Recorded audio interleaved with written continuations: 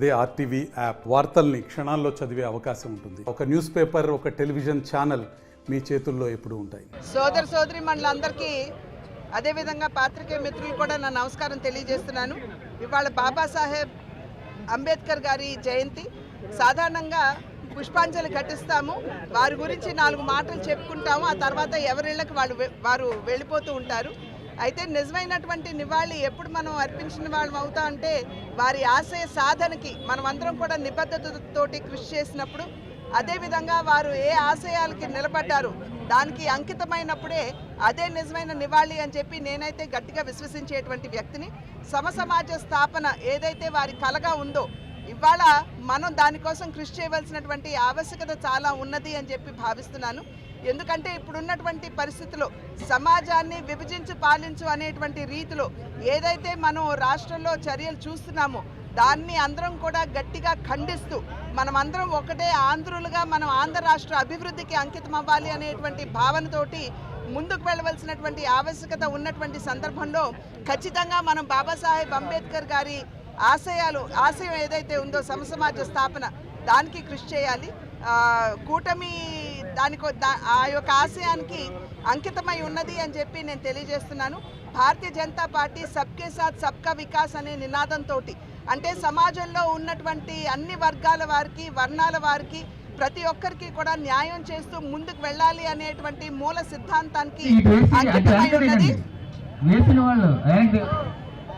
అదేవిధంగా తెలుగుదేశం పార్టీ కూడా సమాజమే దేవాలయం, పేదవాడే దేవుడు అని అన్న నందమూరి తారక రామారావు గారు ఏదైతే నినాదం ఇచ్చారో దానికి కట్టుబడి ఉన్నటువంటి నేపథ్యం కనుక అదేవిధంగా జనసేన పార్టీ కూడా ప్రశ్నించే గళం మాది అంటూ ఎక్కడైతే అన్యాయం జరుగుతున్నదో వాటిని ప్రశ్నిస్తూ ముందుకు వెళ్ళినటువంటి వైను కనుక ఈ 3 పార్టీల యొక్క ఆలోచన విధానం ఒకే రకంగా ఉన్నటువంటి సందర్భంలో ఈ యొక్క కలయిక ఏదైతే ఉన్నదో ప్రజలందరికీ కూడా న్యాయం చేస్తూ ముందుకు వెళ్లే దిశగా ఉంటుంది అని చెప్పి ప్రజలందరూ కూడా గమనించాలి.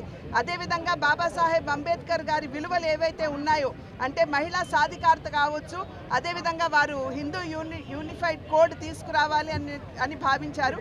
కానీ వారికి నిజంగా ఎప్పుడు కూడా కాంగ్రెస్ పార్టీ మా యొక్క నాయకుడు అని చెప్పుకున్నా కూడా వారికి నిజమైనటువంటి న్యాయం చేయలేదు. బాబాసాహెబ్ అంబేద్కర్ గారికి భారతరత్న ఇచ్చింది అంటే అది వాజ్పేయి గారి నేతృత్వంలో ఉన్నటువంటి భారతీయ జనతా పార్టీ ప్రభుత్వం అని చెప్పి గమనించాలి. అదేవిధంగా బాబాసాహెబ్ అంబేద్కర్ గారి జీవితంతో ముడిపడినటువంటి 5 ప్రాంతాలు, వారు జన్మించినటువంటి ప్రాంతం, వారి బాల్యం గడిపినటువంటి ప్రాంతం, వారు విద్యను అభ్యసించినటువంటి ప్రాంతం, వారు బకలారియట్ చేసినటువంటి ఇల్లు, అదేవిధంగా వారి చివరి రోజులు గడిపినటువంటి ఇల్లు ఏవైతే ఉన్నాయో వాటన్నింటినీ కూడా నరేంద్ర మోడీ గారి నాయకత్వంలో ఉన్న భారతీయ జనతా పార్టీ కేంద్ర ప్రభుత్వం పంచతీర్థలుగా వీటిని అభివృద్ధి చేయించినటువంటి విషయం కూడా ప్రజలందరూ కూడా గమనించాలి. ఇది కేవలం ఏదో నోటి మాటగా చేసినటువంటి కార్యక్రమం కాదు. సంపూర్ణంగా బాబాసాహెబ్ అంబేద్కర్ గారి ఆశయాలకి కట్టుబడి అంకిత భావంతో ఇవన్నీ చేసినటువంటి కార్యక్రమాలని చెప్పి ప్రజలందరూ కూడా గుర్తించాలి. కనుక మనమందరం కూడా ఇవాళ బాబాసాహెబ్ అంబేద్కర్ గారి అడుగుజాడల్లో నడుస్తూ ఇవాళ చూసినట్లయితే రాష్ట్రంలో వారి యొక్క ఆశయాలకి ఎటువంటి విలువ లేకుండా మహిళలకి రక్షణ లేదు, అదేవిధంగా పెత్తందారు, అదేవిధంగా పేదవాడు అనేటువంటి విభజన మనం చూస్తున్నాం.